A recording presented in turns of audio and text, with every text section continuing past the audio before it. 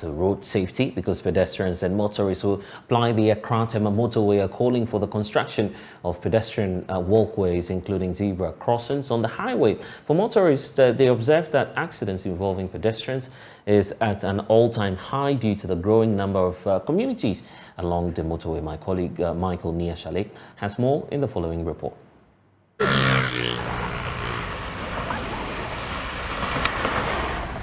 If you traveled down and up the motorway, it will be difficult to miss the number of abandoned vehicles dotted along the highway. The shoulders of the road has become a repair station and quickly attracting numbers by the day. Heavy-duty trucks line up the shoulders of the highway, running as far as the eye can see. According to some of the drivers, they have no option than to park here while they wait for documentation for their cargo. Akwesi Techi is one of such drivers. In the port, if you load, there is no place for you to park again. There is no parking place from Tema to this place, and even from this place to Achimota or something. There is no parking place. The place where we can find a comfortable place to park. And our papers too haven't ready yet. So unless you find some place to park so that when your people come, then you go. Their presence here only exposes many motorists to untold danger, and some of the truck drivers even agree. We know that we are disturbing, but we don't have any option. While waiting for their documents, some drivers inspect their vehicles and others simply use the time to rest. Some of the drivers explain that some agents at the Tema Harbour offload their cargoes onto their trucks to avoid paying demurrage at the port. While parked there, some drivers say they are harassed by some city authorities. Al-Hassan Tahiru is a victim. They come, I wasn't inside the car. They just came and opened my gate and they took my key.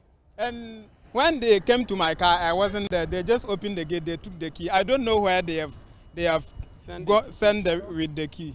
More drivers report same. They say it only prolongs their illegal stay at the site. Yesterday he came there and said that he's going to lock the car, and I said no. Then let me move the car. He said no, I shouldn't move the car.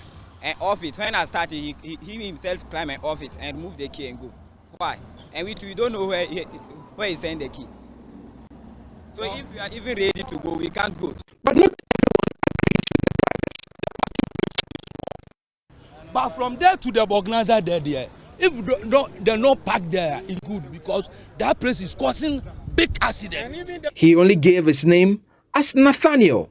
He observed that the number of accidents around the toll booths have increased since the trucks started parking there. People was die here is plenty people because of this parking of the drivers. Then parking for the toll booth. So if we give him there some place, let's give him another place to go and park. Because last year, almost about, since the time them block toll up to December of last year, almost about 90 people was dying here. Nathaniel says the local authorities are yet to respond to his many appeals. Why? Come and see Bola for the back here. So many Bola. I went to Ashama municipality, AMC or CPP or say, oh, why? There. You throw me away to tell me that I should go police.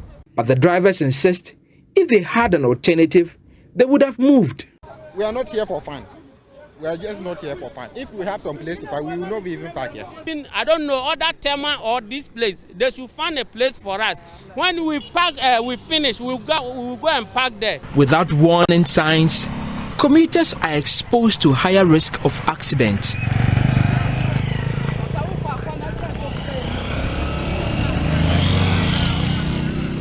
Seidu is a registered driver with the Ashaman bus terminal.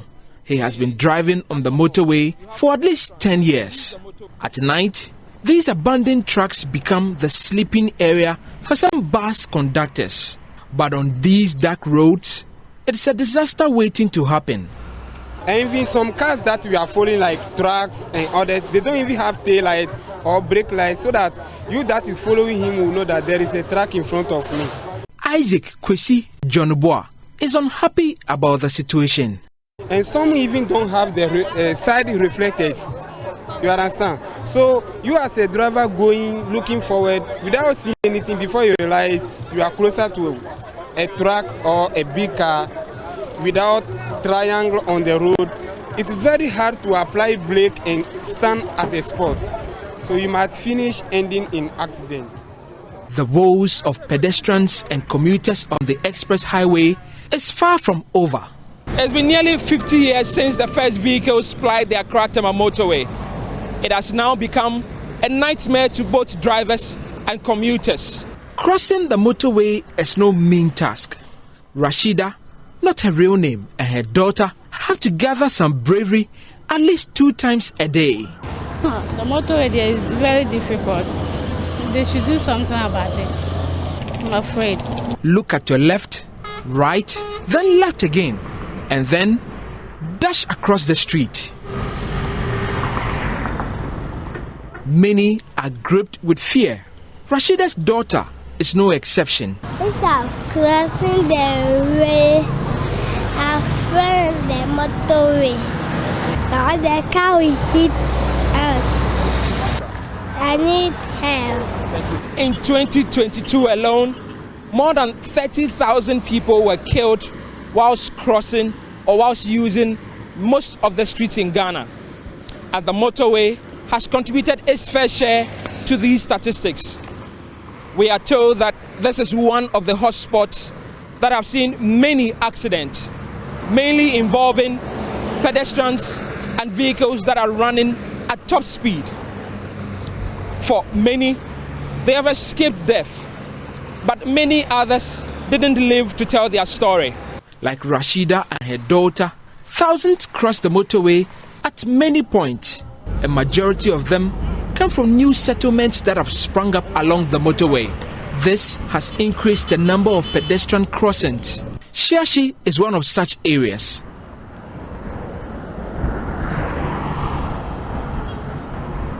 Pedestrians cross the highway to the adjoining communities. The sheer speed of the oncoming vehicles is scary enough. Moses Samuzu says it takes experience and prayer. If I can cross the road before the car reach my end or get closer to me, this is how I watch. But maybe somebody may never be like, may never have my whole experience. You can feel, for the person's mind, it's like, no, I can be faster than the car, but the car is the engine, faster than you. Can if you knock you down, then that is all. That is the end of your life. Some of the pedestrians wait by the roadside to catch their next bus to their final destination. And some drivers, against traffic regulations, stop for passengers to alight and board new ones. And the city response team has a tough job to stop that. We are trying to protect the humans, because this is a highway. Most of the cars' brakes are not good. And you see the cars parking by, before you say quickly, the driver will just rush and move in. Sometimes it happens to be accidents and all that, and we are trying to avoid all those things. Richard Kwesi Boni is stationed at the Shashi area. Oh, it's a strong battle we are facing here, though. The challenge is very tough, but we are still trying our best. Sometimes we use the force on them to defend ourselves, for them to move. So now we have the cramps. When you don't go, we'll cramp your car. Sometimes we direct the passengers to the station. Always we have insults from them, but they don't know we are protecting them. Some motorists make driving more risky, often driving across the highway without warning. Frederick Che Amankwa owns a motorcycle. For him, crossing the motorway is a task that requires patience. As you can see, I have to wait till everything is gone because I can't waste my life. I have children in the house, and when I reach here, I remember them. Any mistake I do can take me off. Drivers are concerned as well. Though it is a highway, but we beg the government to give a zebra crossing at some various places on the motorway. Places like Underbridge, 18 Junction, Coca-Cola, and Manette. Those are the serious places that cars is killing people. Between drivers and pedestrians, the motorway has outlived its usefulness. Probably they should have changed this part, especially looking at the surroundings here. Now buildings are scattered around the motorway and it is not helping. I think that it has outlived its use. Senior Manager of Planning and Program Directorate at the National Road Safety Authority, Henry Asmeni, agrees with them. Yes, we all know the state of the Tema Accra motorway, if we can still call it a motorway, because we all know when it comes to road classification, we know what a motorway is. And the road in the state in which it is not safe. That one has been attested and agreed by everybody. If you look at the state in which the road is now, it's not something that, by definition, it should be called a motorway. Both pedestrians and commuters agree that maybe it is time to put zebra crossings and traffic lights on the express highway. You must have a zebra crossing or footbridge or overcrossing here. Car can fit knock you anytime if you don't pay attention. There must be a traffic light and a zebra crossing as well. Maybe they can deploy some MTTD officers here to intermittently take care of this. Otherwise, we will be doing what we have been doing. I think if somebody like this come here, maybe they keep changing them, because somebody died here a year ago. Yes, and he was crossing with a motor and the car knocked him. So since then, whenever I reach here, I remember him. He was lying here, and I have to take my time. They find some policeman there. I think maybe better. I think they can stop the cars for us to cross. Though it is a highway, but we beg the government to give a zebra crossing at some various places on the motorway. We have some more problems, especially Abattoir Bridge, and we have the second problem, the light. We don't have light on the motorway at all. From 18 Junction to 50 Sandboard, that place is very dangerous, and some cars cross the motorway too. It's very dangerous for us. The deteriorating motorway has claimed many lives in the past, but it may claim some more if all these challenges are not quickly resolved. For Joy News, Michael Shali.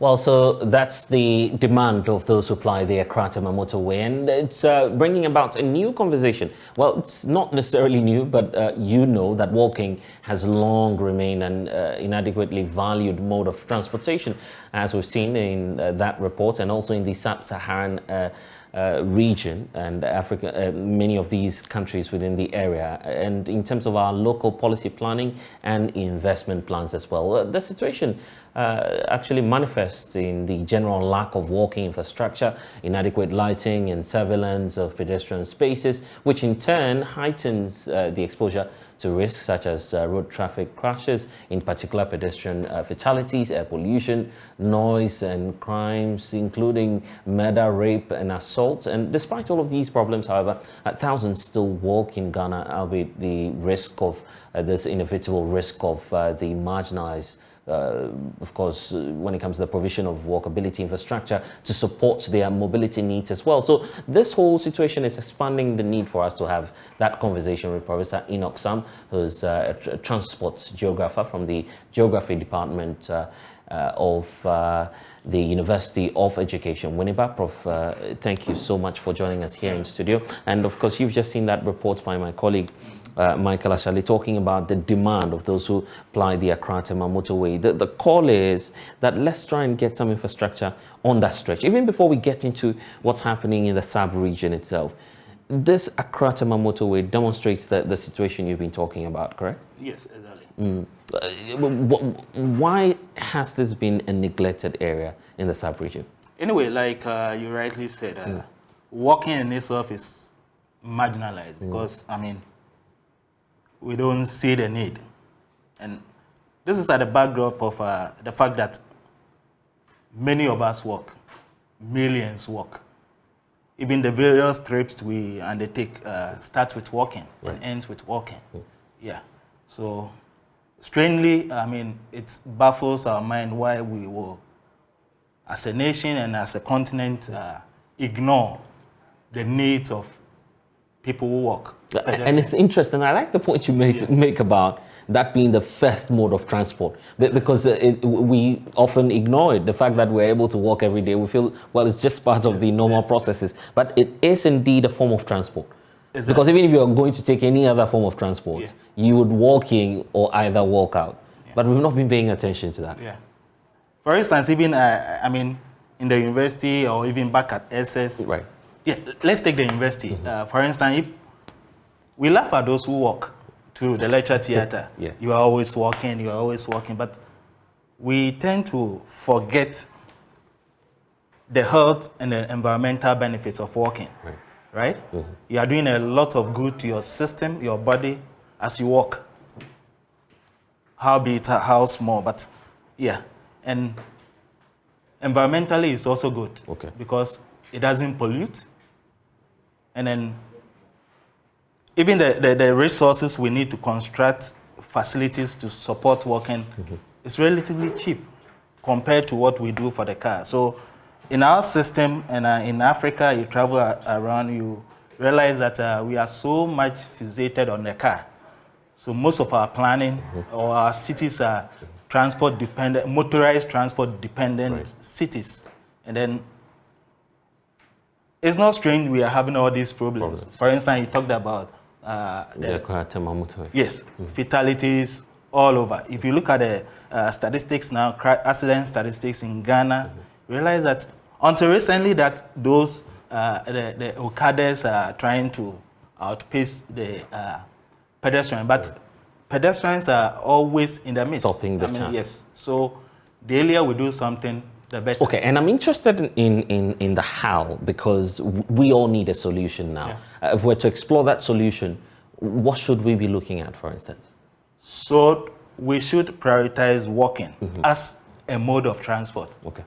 We laugh at those who walk because we feel walking is walking, but if we start looking at it as a mode of transport, like the car, like the motorbike, then the conversation changes. That is the beginning of planning, beginning of investment. It's when we plan towards something and when we invest into something, that is where we are making progress. But where we feel, no, but walking, I mean, yeah. It's not a big deal, then we have a problem. But in terms of national planning itself, how do we factor that into national planning? Yeah, fortunately, Ghana, I mean, we were in a workshop with some people in the Ministry of Transport, and they did indicate that now we have, as part of the national transport policy, we have something for non-motorized transport. So that includes walking and cycling. So that is also the starting point. Once we have a policy in place for that, then I believe it's not just policy, but something backing the policy, the resources. It's when we do this that we will be making progress. So for instance, and also you realize that even in terms of research, much has not gone into walking, because walking, I mean, we feel that's normal. Yes, but when we look at it as a mode of transport, then everything changes. So now, basically what myself and my team are doing is, there's this project on walking. So it has the title, Walking as a Mode of Transport in Unworkable Context. Oh, so this is supposed to be a research that you're carrying out? Yes, it's a year project, research project sponsored by Volvo in Sweden. So it's between Ghana and then Nigeria. So we have partners in the University of Education, including myself and Dr. Adami, and then partners in the Federal University of Technology in Owerri, Nigeria, being led by Dr. Chinebule Ozondo. So I happen to be the project lead and the principal investigator. So for instance, what are you going to be paying attention to? And I'm sure that you have some initial observations that you're making already about walking. Good. So I did talk about unworkable context. So based on anecdotal evidence and the fact that we also walk ourselves, there are obstacles, impediment to walking, right? For instance, the little pavement that has been provided for pedestrians is now being occupied by even the Okada people and Okada, parked cars, street hawkers. Right. So how do I walk? The small provision for me, somebody is using it. So I'm now forced onto the main road. And there's no provision, no barrier, no protection between myself and the motorized transport. So that is where the risk comes in. So is this a planning problem, or perhaps it's a fault from the engineering companies that we have all across? Planning. I mean, planning push. So you plan, and in the process of planning, you have all the tools at your disposal. How do I carry about the plan? Yes. So it is in the bigger frame. We are looking at land use planning. And with our mind so fixated on motorized transport, we plan accordingly. But when it comes to walking, you go to Europe, they have made priorities: walking, cycling. That is active transport. Right. So they plan accordingly.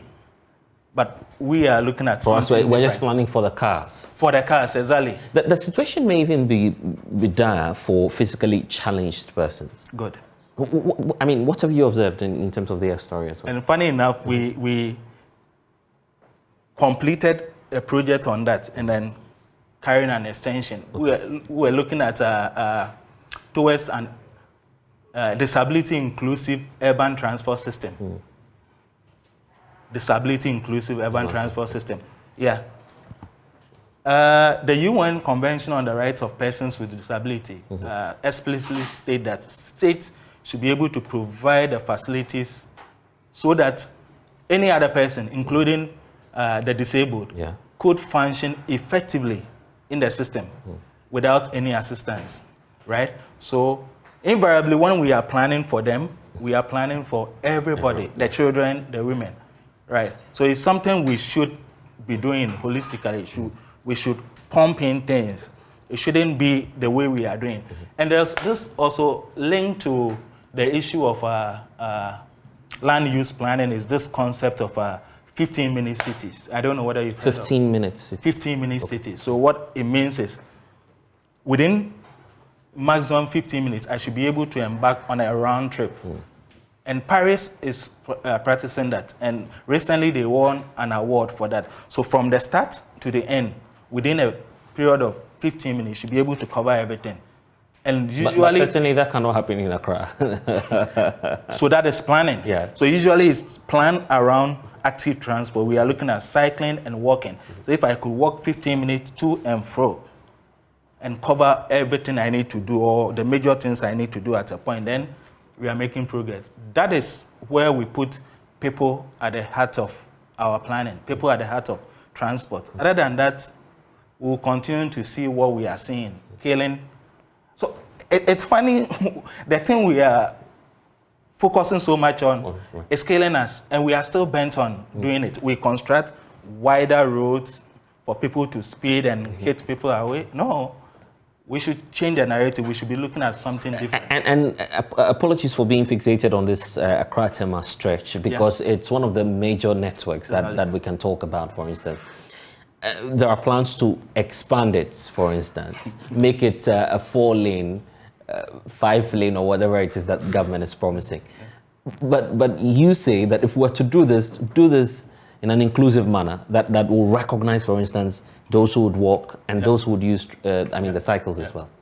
Yeah, exactly. And you realize we provide infrastructure for the vulnerable road users, including pedestrians. They don't use it. Why? Because of still planning.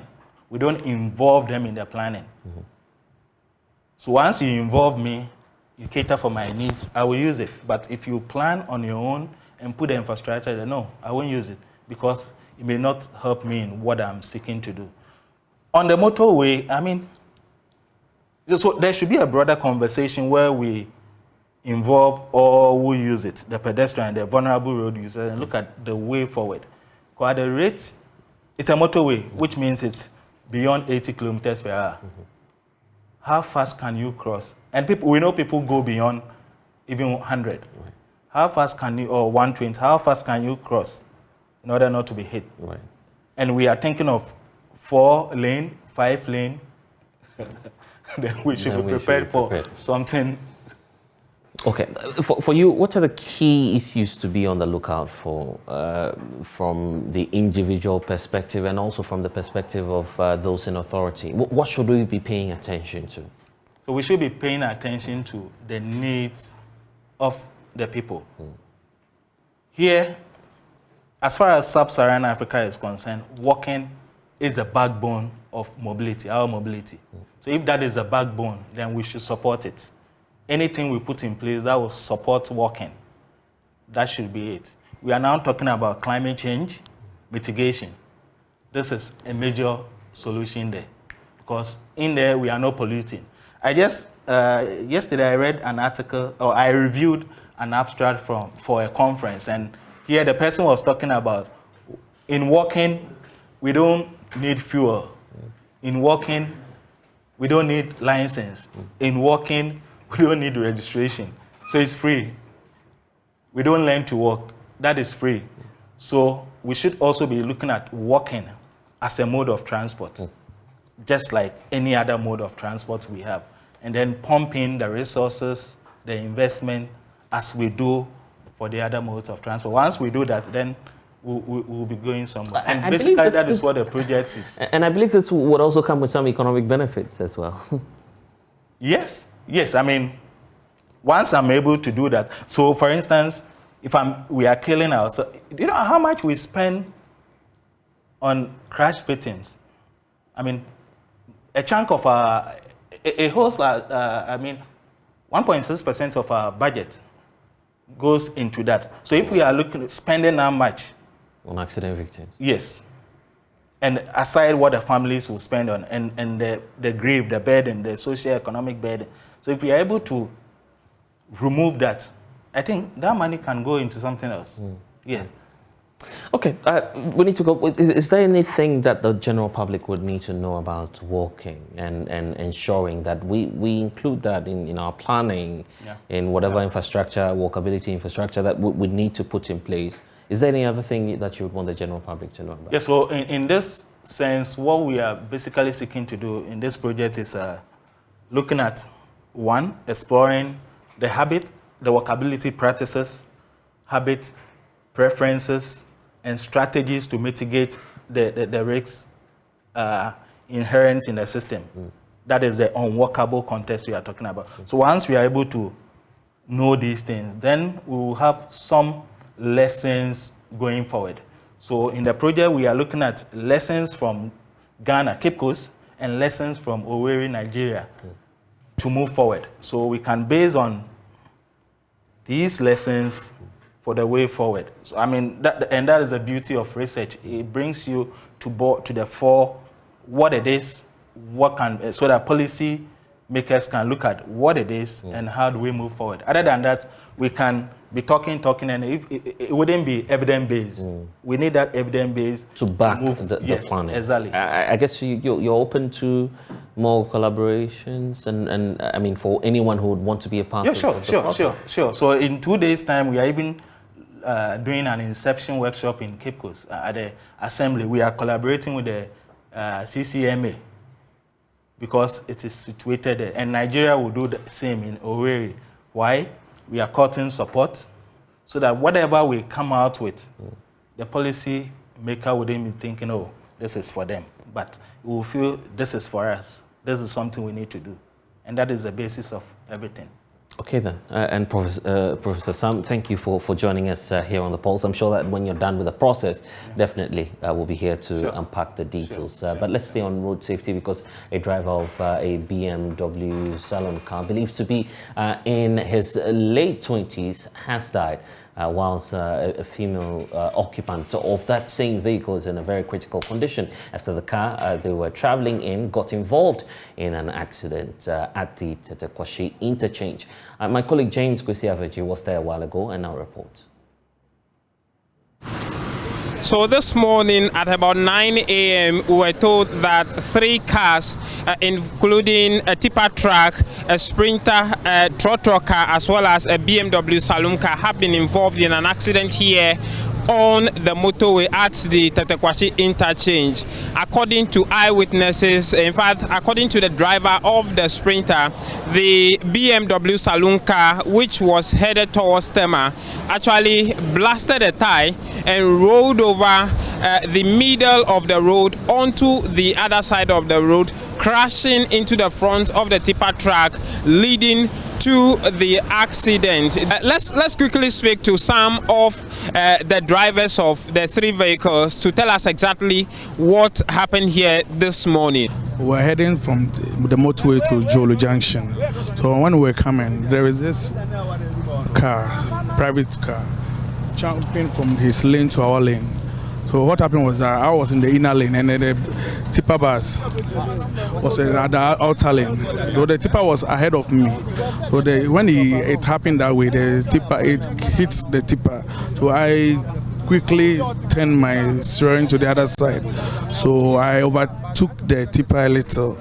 So after I saw that the tipper was pushing me to where you've seen the car. Yeah. So the BMW was actually heading from Jolu Junction to the motorway. Do you know what really happened that he had to cross the road, jump over the middle of the road too? Oh, no, I don't know actually, but what I heard was that he blasted a tire. So the speed that he was coming with led him to jump to our lane. And that is what happened. So did he hit you or the tipper driver? He hit the tipper driver. Okay. So because of the dust that was, I couldn't see anything anymore. So I was just controlling. And then what I saw was that the tipper was also coming towards my direction, and then he hit me, and then we all went to the gutter. Has anyone died? No, actually, but I've heard that this private car, the driver has had an injury seriously. So I don't know if it has been confirmed yet that he has passed out. I don't know. So in all, how many people are involved now? How many people were in your car? About 5. About 5. Yes. Are they all okay? Yeah, they are okay. So they have all gone to pick the car and then they have gone back. Ti adjoin Jolu road nti adjoin road na yehu ye na BM private car bi with the speed nti o cross kwan no car no jump ye tina car ni huri sa tina Sprinter no odi menim Sprinter no hu fast no swerve no nti me hu ye na me say me swerve no anye no odi be ball me car na nim to odi ball me car na nim no na o ko share ho no mo no to ko share ho no na Sprinter no so swerve na be share say me try bia say me control sti ansa na be ya car na cross kwan no and am so e de be can Sprinter no too Is someone dead? Yeah, as for my mate there one nyina play by for the BM no there I think they said one of the driver is dead. We are 4. Yeah. But I've sent all of my mates to 37 hospital. Yeah. By yourself, you are okay? Yeah, after that I'll go to hospital.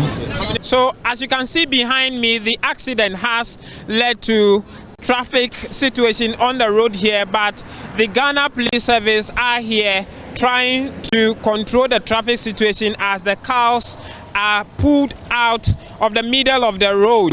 And that is the situation. One person, we are told, have been reportedly confirmed dead at the 37 military hospital. The rest, including 2 victims of the BMW car, 5 persons in the Sprinter and 4 persons in the tipper truck. The rest have all been conveyed to the 37 military hospital for treatment for their various degrees of injuries. Reporting for Joy News, my name is James Kwesi Aveji.